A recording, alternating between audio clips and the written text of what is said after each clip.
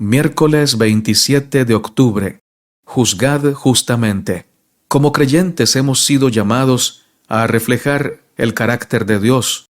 Pablo escribió: Hijitos míos, por quienes vuelvo a sufrir dolores de parto, hasta que Cristo sea formado en vosotros. Gálatas 4:19. Después de todo, originalmente habíamos sido hechos a imagen de Dios. Génesis 1:27.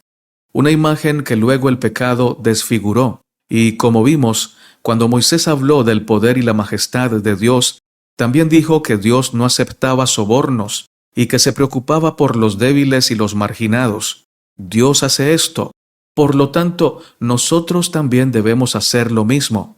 Vamos a leer los siguientes pasajes de Deuteronomio. ¿Cuál es el tema común entre todos ellos?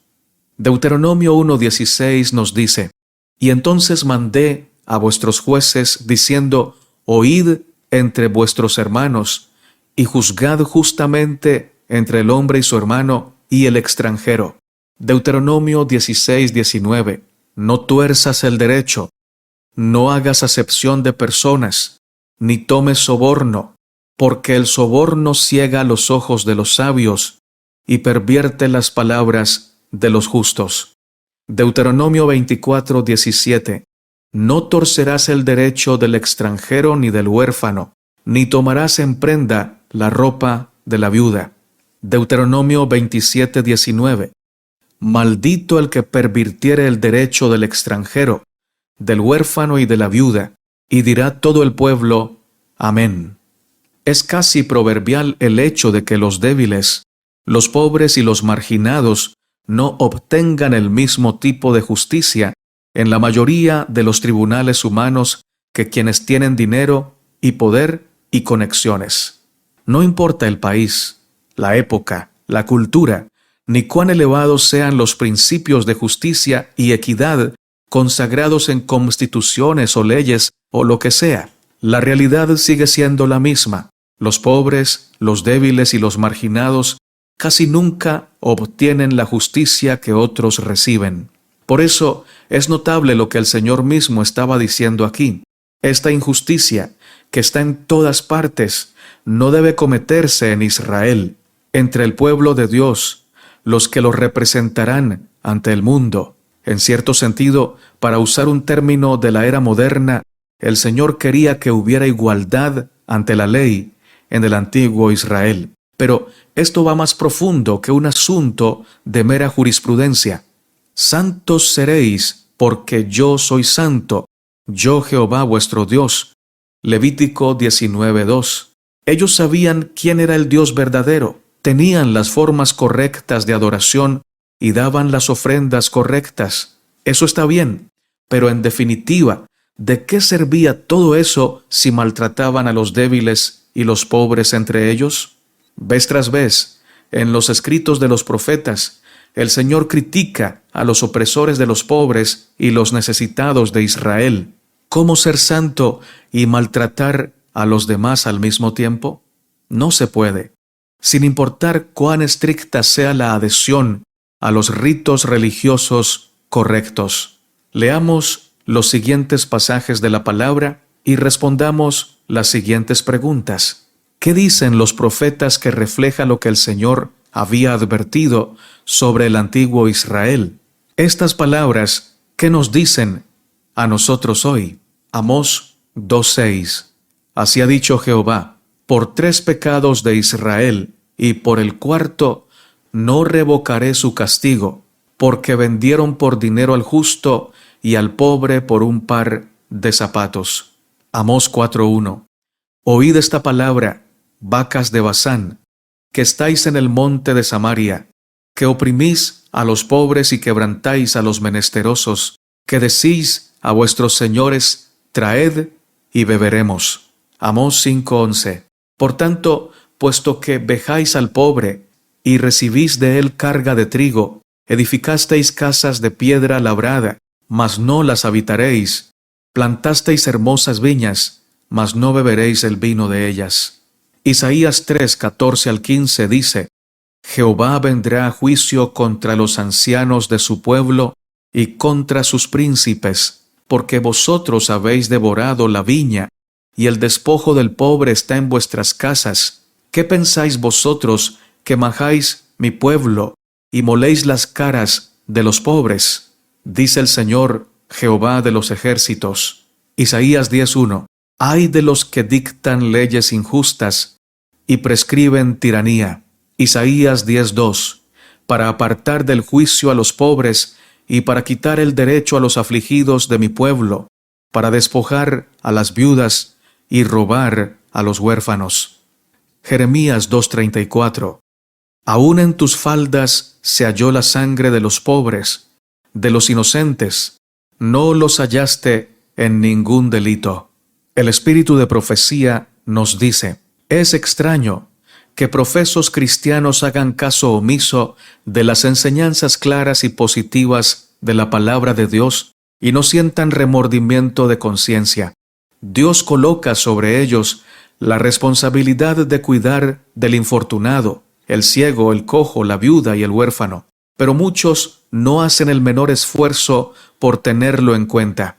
A fin de salvar a los tales, Dios frecuentemente los pone bajo la vara de la aflicción y los coloca en situaciones similares a las que ocupaban las personas que necesitaban comprensión y apoyo, pero que no lo recibieron de sus manos. Testimonios para la Iglesia, tomo 3, página 567.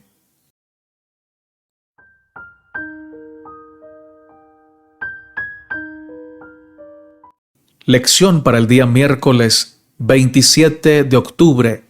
Juzgad justamente. Deuteronomio 1:16 dice: Y entonces mandé a vuestros jueces, diciendo: Oíd entre vuestros hermanos, y juzgad justamente entre el hombre y su hermano y el extranjero. Hay dos áreas generales en las que uno podría juzgar: el área espiritual e íntima de cada ser humano y el área del testimonio de cada ser humano, es decir, los actos, las palabras, lo que se puede ver. Dios no quiere que juzguemos los motivos de las personas ni su vida íntima, porque nosotros no tenemos ninguna evidencia en la cual basar nuestras razones para juzgarlos, puesto que no vemos los pensamientos ni vemos las intenciones de los corazones de nuestro prójimo. También quiere el Señor que evitemos condenar a nuestros hermanos, que dejemos el juicio y la condenación solamente al Señor, porque solamente Él tiene la autoridad para hacerlo y solo Él tiene el amor y la visión suficiente, la visión de todo el panorama completo.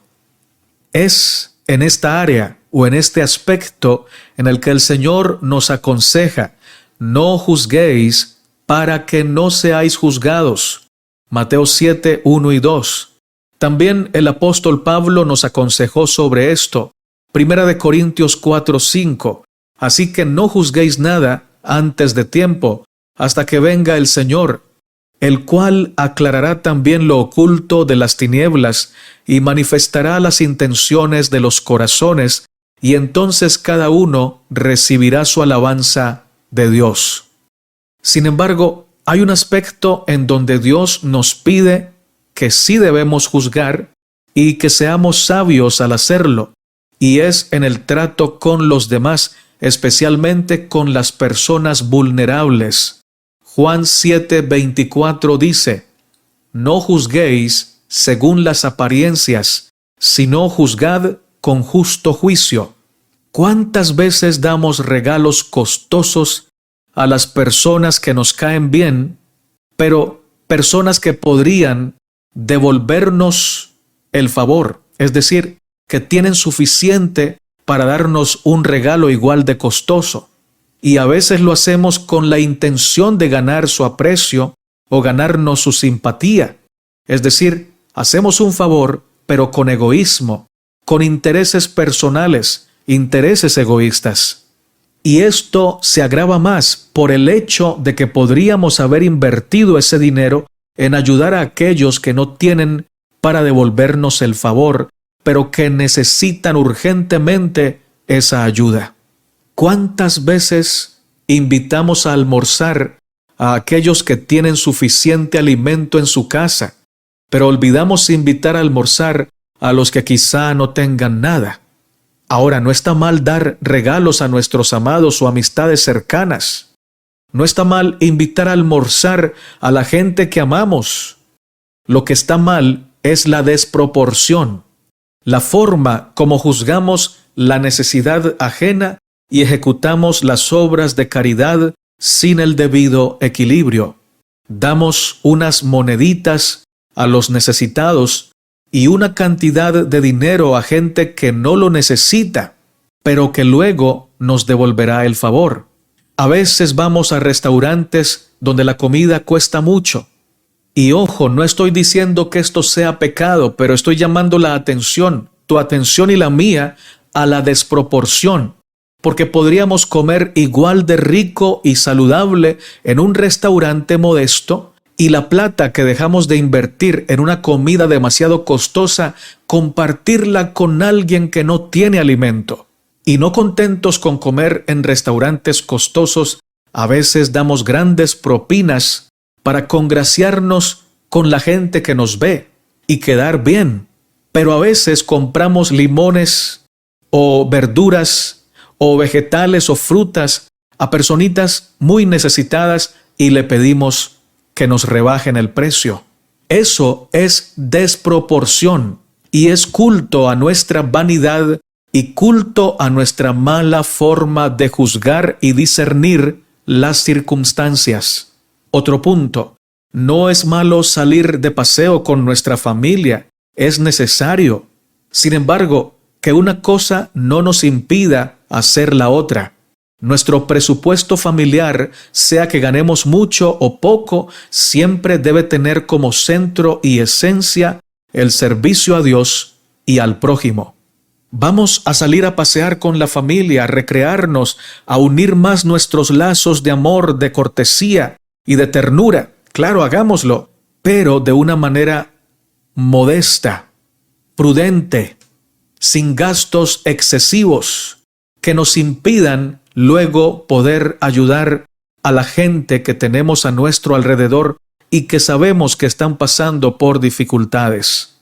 Si hay personas con hambre, sin ropa, sin techo en nuestra iglesia o en nuestra familia, y por un paseo o por una compra de lujo para nosotros, no nos queda algo significativo para ayudar a los que están en necesidad, entonces estamos juzgando mal, con juicio injusto, y esto evidenciaría que no conocemos a Dios ni lo amamos.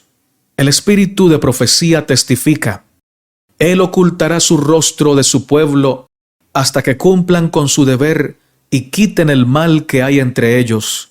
Si cualquiera que profesa el nombre de Cristo representa mal a su Salvador, olvidándose de su deber hacia el afligido, o si en cualquier forma procuran sacar ventaja de la lesión de los desafortunados, robándoles así sus recursos, el Señor considera a la Iglesia responsable por el pecado de sus miembros hasta que hayan hecho todo lo que puedan para remediar el mal existente. Él no oirá la oración de su pueblo mientras el huérfano, el cojo, el ciego y el enfermo que están entre ellos sean descuidados. Testimonios para la Iglesia, tomo 3, página 567.